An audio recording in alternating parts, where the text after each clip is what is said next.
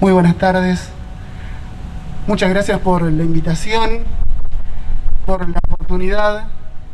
Y entiendo que esta invitación tiene que ver con mi condición de profesor en historia y sería muy oportuno repasar en una fecha como esta el plan económico de la dictadura que se instauró el 24 de marzo del 76 o el plan sistemático de robo de bebés que comenzó hace 45 años y de los que abuelas siguen buscando a sus nietos, familiares siguen buscando no solamente a sus parientes, sino también muchas veces el cuerpo de un familiar desaparecido.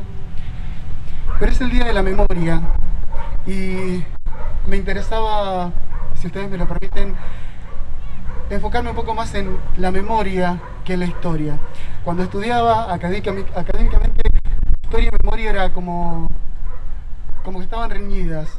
La historia buscaba los datos precisos para llegar a la verdad y la memoria tenía más que ver con un todos nosotros, no era algo privativo de la corporación académica.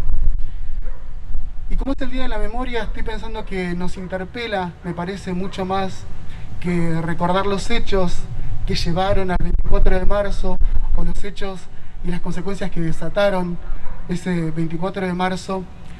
Pensar en qué tiene para decirnos el 24 de marzo como experiencia social hoy, 45 años.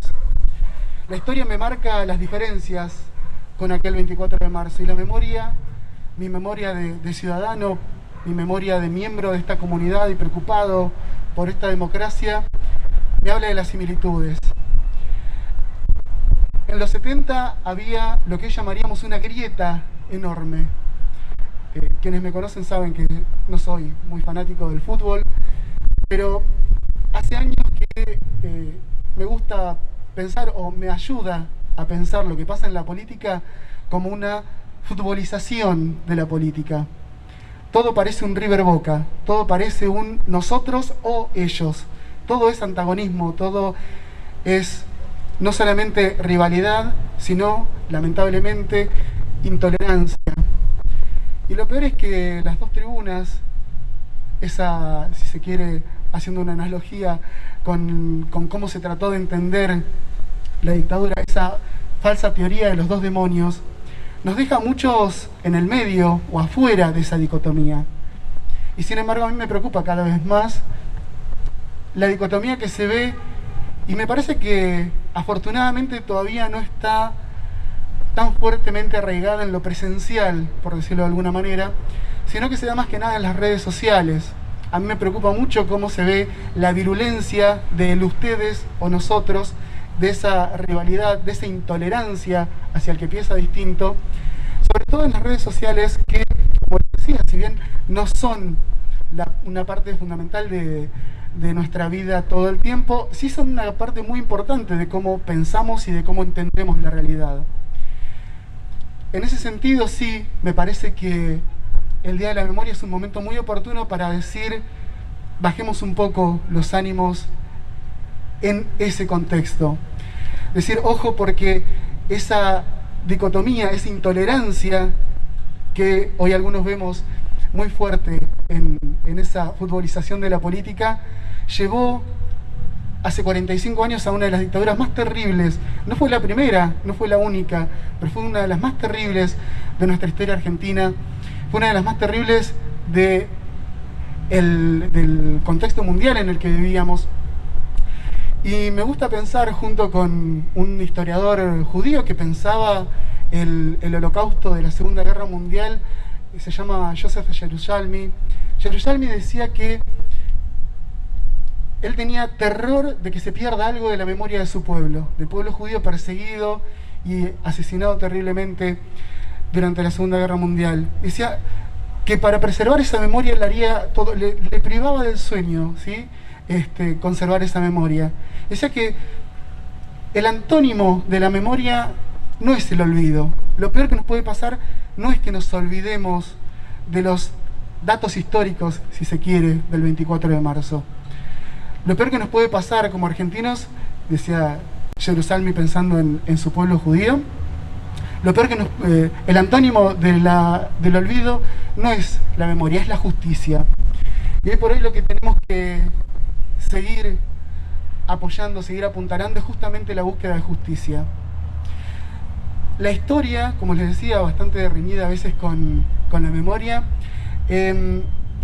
por ahí se apoya un poco o se apoya mucho en los hechos, porque esa verdad, suponemos los historiadores, ya es suficiente. Como ciudadano, sin embargo, me parece que el compromiso excede la búsqueda de la verdad. Tiene que ver con conseguir la justicia, y la justicia no se da solamente en el sistema judicial, se da con el compromiso que tenemos todas y todos personalmente, como una ética personal, individual, con la democracia, con la defensa de la democracia. Y es eso lo que no podemos perder nunca, en esa lucha en la que no podemos bajar los brazos. Tenemos que defender la democracia, que es el diálogo, que es la tolerancia, que es interpelar al otro y sentirse interpelado. O sea, no contestarle al otro esperando qué me va a decir para poder retrucarle, sino realmente construir a partir de lo que el otro piensa. Y obviamente que es muy difícil, pero me parece mucho más difícil si seguimos profundizando esa grieta y esa intolerancia que a veces se ve tan fuerte en la política, sobre todo mediatizada, o sea, en los medios de comunicación, no tanto en la práctica política partidaria.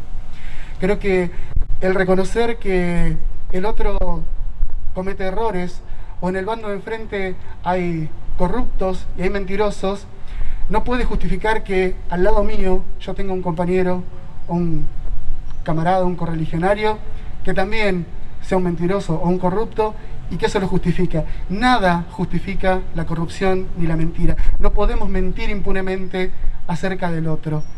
Creo que ese compromiso es un compromiso individual de cada uno de nosotros, y a la vez me interesaba particularmente esta analogía en este contexto, porque quienes estamos hoy acá somos, quienes más, quienes menos, representantes del Estado.